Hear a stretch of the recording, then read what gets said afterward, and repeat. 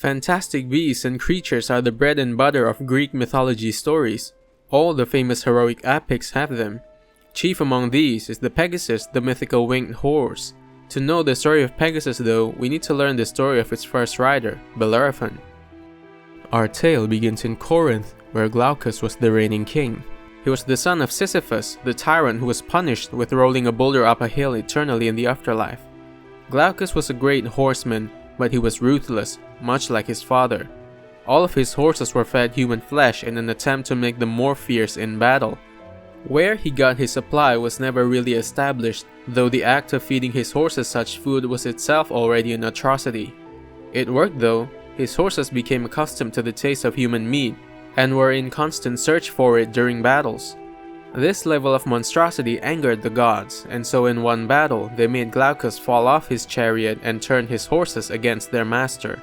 Glaucus had met his end by the hands, or hooves, of his own machinations. So what does this have to do with Bellerophon? It was loosely known that Glaucus had fostered a son in Corinth. That son is Bellerophon. Since Glaucus was a great horseman, he taught young Bellerophon a great deal regarding horse riding. Even better, his biological father was said to be Poseidon, the god of horses himself. This combination made Bellerophon the best horseman in Corinth, bar none. If that wasn't enough, his mother was Eurynome, a human that was taught by Athena herself. She was said to be a match to the divine in wisdom. With such an awesome parentage and upbringing, Bellerophon became strong and powerful. When stories of Bellerophon were told, people knew it was going to involve some epic feat that he undoubtedly accomplished. Though he had glory, Bellerophon had wanted for more. He dreamt of the winged stallion Pegasus, a magical beast born from Medusa's blood when her head was severed by Perseus. Pegasus was also powerful in his own might. He had created the magical spring Hippocrene on the Muses mountain when his hoof first touched the earth. As his desire grew to an unbearable degree, Bellerophon consulted the seer at Corinth, who told Bellerophon to sleep in the temple of Athena in Corinth, for gods and goddesses often communicate to mortals in their dreams. When Bellerophon was sleeping there, he thought he saw Athena standing beside him, telling him to wake up and giving him something to charm Pegasus with. He jolted awake, but Athena wasn't there. Instead, a golden bridle was laying beside him. He knew at once what he had to do to tame the mythical horse. Shortly after, Bellerophon set out from Corinth to find Pegasus, but to his unbelievable luck, he found Pegasus just a short distance from Corinth. Pegasus was slaking its thirst in Pyrene, a spring just outside of Corinth. Bellerophon took out the golden bridle and carefully approached Pegasus, but much to his surprise, Pegasus was very calm. They even shared a moment just staring at each other. He managed to put on the bridle on Pegasus without any difficulty and proceeded to gently mount the horse. After a few moments of walking together, they had practically become of one mind. Pegasus proved to be a very helpful companion, and together, they became Lord of the Skies. There were no enemies Bellerophon and Pegasus couldn't defeat together. Unfortunately, sometime after, tragedy struck. We weren't told how, but Bellerophon had accidentally caused the death of his own brother. In an attempt to absolve and purify himself, he went to Argos to seek King Prides. There, Bellerophon and Pegasus accomplished many great deeds and gained considerable fame. With said fame though came some unwanted attention as well. King Prides' wife Antea fell in love with Bellerophon and made advances on him. It was a well-used trope. You see it in the story of Joseph from the Bible, or even with Hippolytus, Theseus' son, who was approached by his stepmother. Bellerophon denied her advances, leaving Antea feeling hurt and hateful. In retaliation, she framed Bellerophon by saying to Prides that he had assaulted and attempted to force himself on Antea. Prides was furious, but he couldn't bring himself to execute Bellerophon, the man he had shared a table and broke bread with many times. So he wrote a letter and asked Bellerophon to deliver it to the king in Lycia, somewhere in Asia.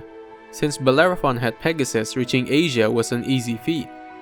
When he arrived, the Lycian king welcomed him and threw a feast for him. After 9 days, the king finally asked to read the letter Bellerophon had brought. Written on the letter was a request by King Prides for the Lycian king to help him murder Bellerophon. Much to King Prides' misfortune, the Lycian king couldn't do it either. He was afraid that he would incur Zeus's wrath by breaking the code of hospitality that Zeus was known to uphold. If you've seen our video on King Sisyphus, you might remember that he drew the ire of the gods initially because of this very same issue, so the king devised a plan to get Bellerophon slayed from a quest instead. He asked Bellerophon to take care of the Chimera, a very powerful creature that no one had ever bested. The Chimera, of course, is famous in its own right. It had the body of a lion, tail of a snake, and 2 heads, a goat and a lion. Oh, and it breathed fire.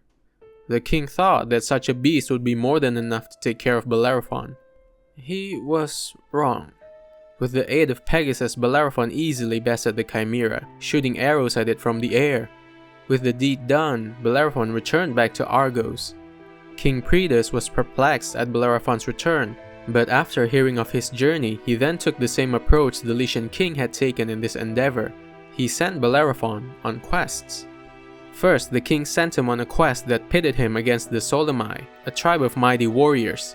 Bellerophon successfully completed his expedition.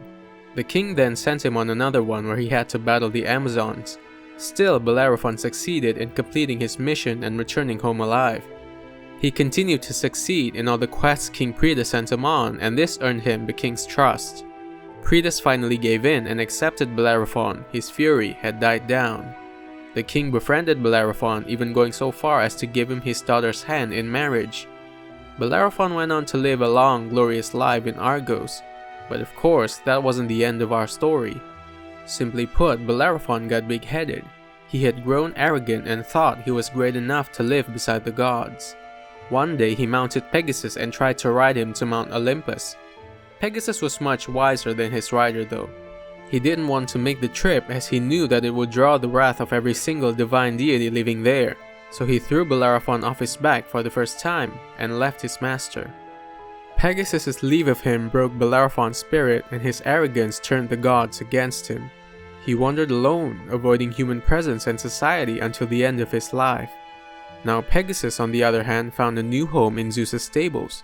It was said that Pegasus was honored among all the steeds there, as the poets wrote that when Zeus went to battle, Pegasus was the one who brought his lightning to him. Arrogance being the reason for a character's downfall seems to be a recurring theme in Greek mythology. Another great example of this is found from the story of Sisyphus, which is actually still loosely connected to this story.